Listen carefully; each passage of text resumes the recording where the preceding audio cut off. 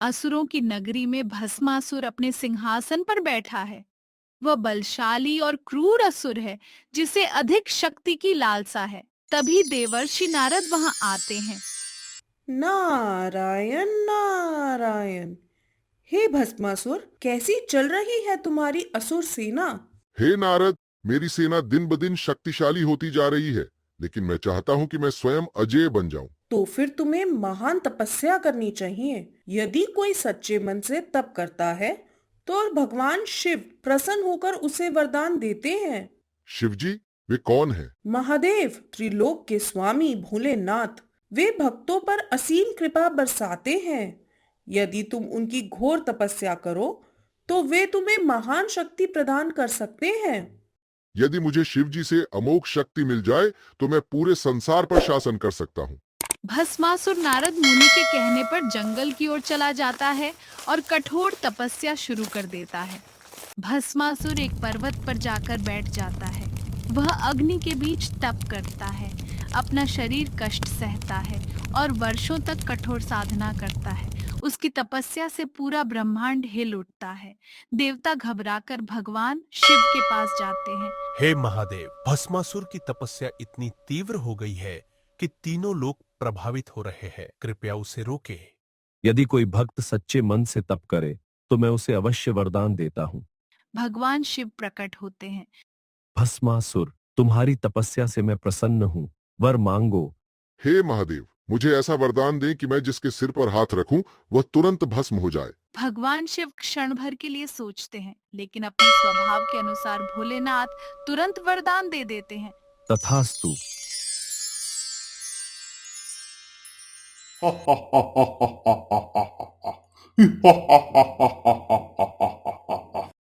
वरदान मिलते ही भस्मासुर के मन में अहंकार आ जाता है। वह अपनी शक्ति की परीक्षा करना चाहता है।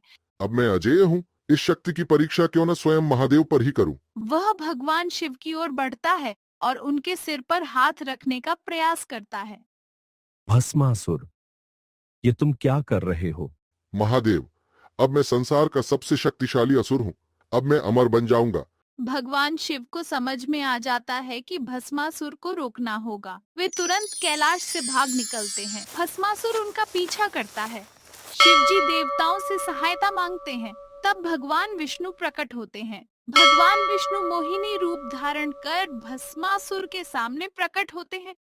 मोहिनी अद्वितीय सुंदरता वाली स्त्री है, जिसे देखकर भस्मासुर मोहित हो जाता है। हे सुंदरी, तुम कौन हो? मैंने आज तक इतनी सुंदर स्त्री नहीं देखी। मैं एक नृत्यांगना हूँ, परंतु मैं केवल उन्हीं को अपना पति चुनती हूँ जो मेरे नृत्य की नकल कर सके। तो फिर मैं तुम्हारे जैसा ही नृत्य करूंगा।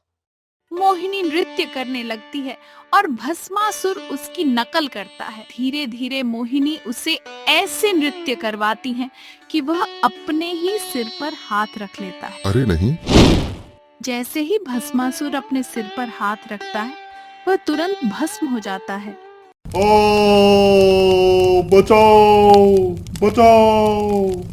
देवता आकाश से भगवान विष्णु और भगवान शिव की जय जयकार करते हैं। नारायण नारायण। प्रभु विष्णु की लीला अपरंपार है।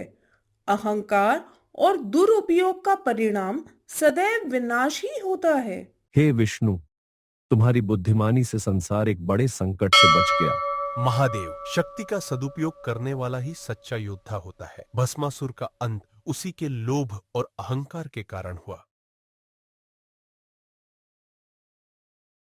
एकमात्र मैं ही हूँ यहाँ, मेरे अलावा यहाँ कोई नहीं है। अर्थात मैं ही ईश्वर हूँ, मैं ही परम ब्रह्मा हूँ। तभी उनकी नजर नागशैया पर विराजमान विष्णु भगवान पर गई। योग निद्रा में विलीन इस नागशैया पे विराजमान आखिर दिव्य पुरुष आप कौन हैं? और मैं जिस कमल से उत्पन्न हुआ हूँ उसकी ऊर्जा आप क्यों सोख रहे हैं? मैं आपकी ऊर्जा नहीं सोख रहा, बल्कि आप मेरी नाभि से उत्पन्न हुए हैं, अर्थात आपका जन्मदाता हूँ मैं। आप भूल रहे हैं कि मैंने ही आपको सर्वप्रथम जागृत किया था और इस सृष्टि के समक्ष मैं ही पहले उत्पन्न हुआ हूँ, इसीलिए मैं ही सर्वश्रेष्ठ हूँ। लेकिन जो आधार प्रदान करता है वही श्रेष्ठ होता है और आपका आधार तो मैं हूँ। लेकिन आप तो यहाँ नीचे विराजमान है और मैं और मेरा कमल ऊपर ब्रह्मांड में उपस्थित है, इसीलिए जो सर्वोच्च होता है वही श्रेष्ठ होता है। और अब आप यह मान लीजिए कि मैं ही सर्वश्रेष्ठ हूँ। जब नारायण और ब्रह्मदेव इस विवाद में उलझे हुए थे कि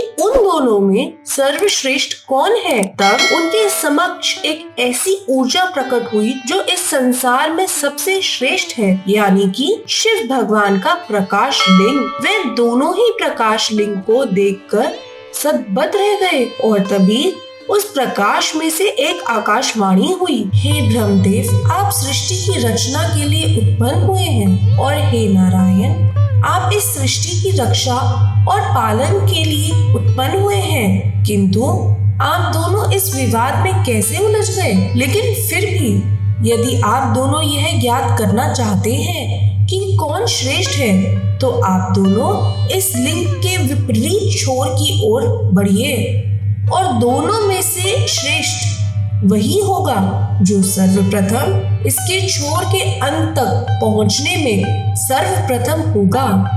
इसके बाद ब्रह्मदेव हंस पर सवार होकर ऊपर की छोर की ओर चल पड़े और वहीं विष्णु जी अपने वराह अवतार में नीचे की ओर चल पड़े। काफी देर तक ऊपर बढ़ते हुए ब्रह्मदेव को रास्ते में केतकी का पुष्प दिखाई दिया। प्रतीत होता है कि इस परोक्ष लिंग का कोई अंतिम छोर नहीं है, किंतु यह पुष्प ही यह प्रस्तुत करे कि मैं स्तंभ के अंतिम छोर तक पहुंच चुका हूँ, तो इस प्रतियोगिता में मैं ही विजय होऊंगा। तभी वह पुष्प ब्रह्मदेव के हाथों में आता है। कौन हो तुम और यहाँ क्या कर रहे हो? फिर वह पुष्प एक लड़की का रूप ले लेती है। मैं केतकी की पुष्प हूँ। जैसे ही मेरी उत्पत्ति हुई, इस प्रकाश स्तंभ की रोशनी से प्रभावित होकर मैं इस ओर आ गई हूँ। केतकी पुष्प, मैं ही इस सृष्टि की रचना करने वाला हूँ और अगर तुम चाहती हो कि तुम्हें सर्वश्रेष्ठ पुष्प माना जाए, तो तुम्हें मेरा एक काम करना ही होगा। आपके इस प्रस्ताव के लिए धन्यवाद और मैं आपकी सहायता जरूर करूंगी। काफी देर तक जब नारायण और ब्रह्मदेव दोनों को ही लिंग का छोर नहीं मिलता, तो वह दोनों वापस अपनी जगह पहुंच जाते हैं। क्या आप दोनों को लिंग का छोर मिला? क्षमा करें प्रभु, लेकिन बहुत खोजबीन करने के बाद भी मुझे इस लिंग का छोर नहीं मिला। अब मुझे ज्ञात हो गया है कि ब्रह्मदेव और मुझ में कोई भी श्रेष्ठ नहीं है। यह सत्य नहीं है। मैं इस लिंग का अंतिम छोर ढूंढने में सक्षम हो गया हूँ, इसीलिए मैं ही सर्वश्रेष्ठ और सर्वोत्तम हूँ और इसका प्रमाण भी है। मेरे पास यह केतकी का पुष्प है जिसे मैंने प्रकाश स्तंभ की ऊपरी शिखर पर पाया। अगर आपको मुझ पर संदेह है तो आप इस पुष्प से पूछ सकते हैं। हाँ, यह बिल्कुल सत्य है। ब्रह्मदेव ने मुझे इस लिंग के ऊपरी शिखर पर ही पाया था। तभी उस प्रकाश लिंग ने महादेव का अवतार लिया। ब्रह्मदेव, तुमने असत्य बोलकर विजय प्राप्त करने की कोशिश की है, इसीलिए मैं तुम्हें श्राप देता हूँ कि तुम्हारी ही रची हुई इस सृष्टि में तुम्हारी ही पूजा नहीं होगी। और केतकी, मैंने तुम्हें अपना प्रिय पुष्प बनाने के लिए उत्पन्न किया था, लेकिन असत्य बोलकर तुमने यह हक खो दिया है। मैं तुम्हें श्राप देता हूँ कि तुम्हें किसी पूजा में कोई मान्यता प्राप्त नहीं होगी और तुम्हें मंदिरों और पूजा स्थल से बाहर रखा जाएगा और केवल साज सज्जा के लिए ही तुम्हारा उपयोग होगा। नहीं प्रभु, नहीं, मुझे ऐसा श्राप मत दीजिए प्रभु, मुझे क्षमा कीजिए। मेरा जन्म इस सृष्टि को उत्पन्न करने के लिए हुआ है, फिर आप कौन होते हैं मुझे श्राप देने वाले? आपके अहंकार ने आपके विवेक को हार लिया है, इसीलिए आप मुझे देख नहीं पा रहे हैं। मुझे देखने में आप असमर्थ हैं। मैंने ही आपको उत्पन्न किया है और आपके इस अहंकार को तोड़ना अत्यंत आवश्यक है। इतना कहते ही महादेव का उग्र रूप काल भैरव प्रकट होता है और क्रोधित होकर कहता है, आप परम ब्रह्मा हैं, किंतु आपके अंदर का ये अहंकार आप में भ्रम उत्पन्न कर रहा है। ऐसा अहंकार और कटु वचन बोलने वाले को तो दंड भुगतना ही होगा। काल भैरव ने बिना देर किए पल भर में ही ब्रह्मदेव का 5वां शीश काट डाला और इस तरह उनके अहंकार को नष्ट कर डाला। यह कहानी सदना कसाई की है। बहुत समय पहले की बात है। किसी गांव में सदना नाम का एक कसाई रहता था। वो बहुत ईमानदार था।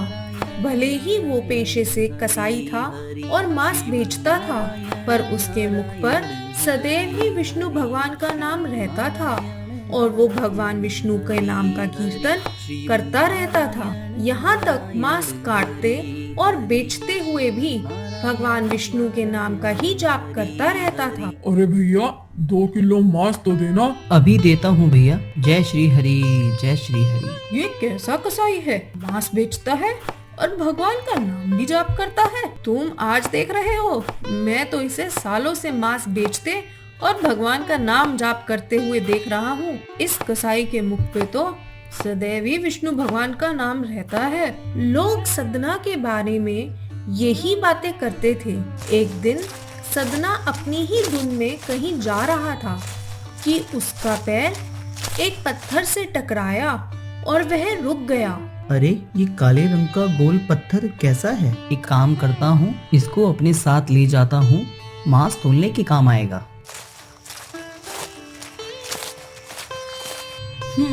एक काम करता हूँ, इसी पत्थर से वजन तोलता हूँ। भैया कितना मांस देना है? 1 किलो तोल दो भैया। इसका मतलब यह पत्थर 1 किलो का है। अरे भैया 2.5 किलो मांस तो देना जरा। अरे ये पत्थर 2.5 किलो का कैसे हो गया? एक काम करता हूँ, 5 किलो का मांस रख के देखता हूँ। अरे ये कैसे हो सकता है? यह कोई साधारण पत्थर नहीं है। इतना वजन तोलता हूँ, ये उतने ही वजन का हो जाता है। धीरे धीरे यह बात फैलने लगी कि सदना के पास वजन तोलने वाला पत्थर है। वो जितना चाहता है पत्थर उतना ही तोल देता है। किसी को 1 किलो चाहिए तो पत्थर 1 किलो का ही हो जाता है, और अगर किसी को 2 किलो मांस चाहिए तो पत्थर 2 किलो का ही वजन तोलता है। इस चमत्कार के कारण उसके यहाँ लोगों की भीड़ जुड़ने लगी। भीड़ जुड़ने के कारण सदना की दुकान की कमाई भी बढ़ने लगी थी। मुझे तो लगता है यह पत्थर किसी जादूगर का होगा और रास्ते में गिर गया होगा और मुझे मिल गया, और इसके आ जाने से मेरी बिक्री तो और बढ़ गई है। एक दिन सदना की बात गांव के पंडित जी तक भी पहुंची। हालांकि वो ऐसी अशुद्ध जगह जाना नहीं चाहते थे जहां पर मांस कटता हो या बिकता हो, किंतु जब एक भक्त ने उन्हें उस पत्थर के बारे में बताया तो पंडित जी ने मन ही मन में उस चमत्कारी पत्थर को देखने की उत्सुकता जाग गई। पंडित जी, आप नहीं जानते, उस सदना कसाई के पास सचमुच चमत्कारी पत्थर है जो अपना वजन सामान के अनुसार कर ही लेता है। एक बार चल के देख तो लीजिए। आप देखेंगे तो अवश्य ही आप उस पत्थर को देखकर आश्चर्यचकित हो जाएंगे। अब तुम इतना जोर दे ही रहे हो तो दूर से मैं उस पत्थर को देख ही लूंगा, पर मैं निकट नहीं जाऊंगा। चलो जरा देखूं तो कौन सा जादुई पत्थर है उस सदना कसाई के पास। पंडित जी भक्त की बात सुनकर सदना कसाई की दुकान पर पहुँचे और दूर से खड़े होकर सदना कसाई को मीट तोलते हुए देखने लगे। उन्होंने देखा कि कैसे वो पत्थर हर प्रकार के मीट को बराबर से तोल रहा था। वो ध्यान से उस पत्थर पर नजर गड़ाए खड़े रहे। अचानक पंडित जी के शरीर के रुएं खड़े हो गए। अरे ये कैसे हो सकता है? यह पत्थर तो, मुझे इस कसाई के पास जाकर बात करनी ही होगी। पंडित जी आप और मेरी इस मांस की दुकान पे? मैं तो बड़ा आश्चर्यचकित हूँ। आइए पंडित जी, यहाँ आके बैठिए। बताइए मुझे, मैं आपकी क्या सेवा कर सकता हूँ? सदना, मैं तुम्हारे चमत्कारी पत्थर को देखकर ही तुम्हारे पास तुम्हारी दुकान पर आया हूँ, या यूँ कह लो कि तुम्हारा चमत्कारी पत्थर ही मुझे तुम्हारी दुकान पर खींच लाया है, पर शायद तुम पूरी तरह इस बात से अनजान हो कि तुम जिस पत्थर को समझकर मांस को तोल रहे हो, असल में वो शालिग्राम जी हैं, जो कि विष्णु भगवान जी का ही स्वरूप है। तुम यह नहीं जानते कि शालिग्राम जी को मांस के बीच में रखना या फिर उससे मांस तोलना बहुत ही बड़ा पाप है। भगवान विष्णु जी का रूप शालिग्राम, वो भी मेरी दुकान में? पंडित जी, मैं तो बहुत बड़ा पाप कर रहा था। मुझसे तो बहुत बड़ी भूल हो चुकी है श्री हरि, मुझे माफ करना। मैं आपका ये रूप पहचान नहीं पाया। पंडित जी, आप तो ब्राह्मण हैं, इसीलिए आपसे उत्तम सेवा और पूजा इस पत्थर स्वरूप शालिग्राम की और कोई नहीं कर सकता, इसीलिए यह पत्थर आप रख लीजिए। ठीक है सदना, मैं भला भगवान शालिग्राम की सेवा करने से पीछे कैसे हट सकता हूँ? लाओ, यह मैं ही ले जाता हूँ। पंडित जी उस पत्थर को बहुत सम्मान से घर ले आए।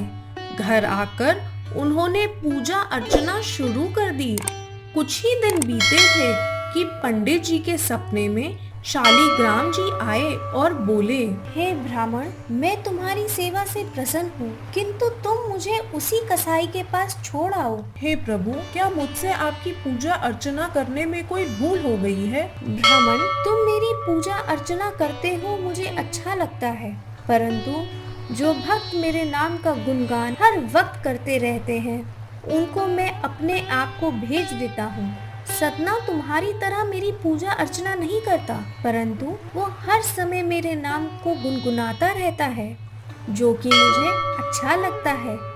इसीलिए तो मैं उसके पास गया था, और जो भी मेरा नाम सुबह शाम जापता है, मैं तो उसी के अधीन हो जाता हूँ। सदना के मुख पर सदैव ही मेरा नाम रहता है, इसीलिए मुझे वह अति प्रिय है। सदना मुझे निस्वार्थ प्रेम से याद करता है। मैं जानता हूँ तुम्हारी ही तरह वो भी मेरा परम भक्त है। ठीक है प्रभु, जैसी आपकी आज्ञा। मैं कल ही आपका यह स्वरूप उस कसाई को सौंप आऊंगा। जी अगले ही दिन उस कसाई के पास गए और उसे सारी बात बताई। सदना, तुम महान हो।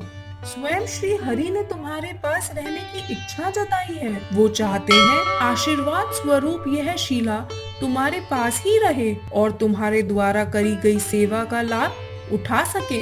सच पंडित जी, श्री हरि ने ऐसा कहा? वो मुझ कसाई के साथ रहना चाहते हैं? यदि प्रभु जिस दुकान में मैं मांस बेचता हूँ और प्रभु मेरे साथ रहना चाहते हैं, तो क्यों नहीं आज से मैं ये काम छोड़ दूं और प्रभु की भक्ति में लीन रहूं। पंडित जी, आज से मैं मांस नहीं बेचूंगा और अपने प्रभु की भक्ति में लीन रहूंगा। पंडित जी ने शालिग्राम जी को सदना को सौंप दिया। सदना की आंखों में आंसू आ गए। मन ही मन उसने मांस बेचना छोड़ देने का संकल्प किया और सोचने लगा कि यदि मेरे ठाकुर को कीर्तन पसंद है, तो मैं अब से उन्हीं के नाम का कीर्तन किया करूंगा। आगे चलकर सदना भगवान श्री हरि के परम भक्त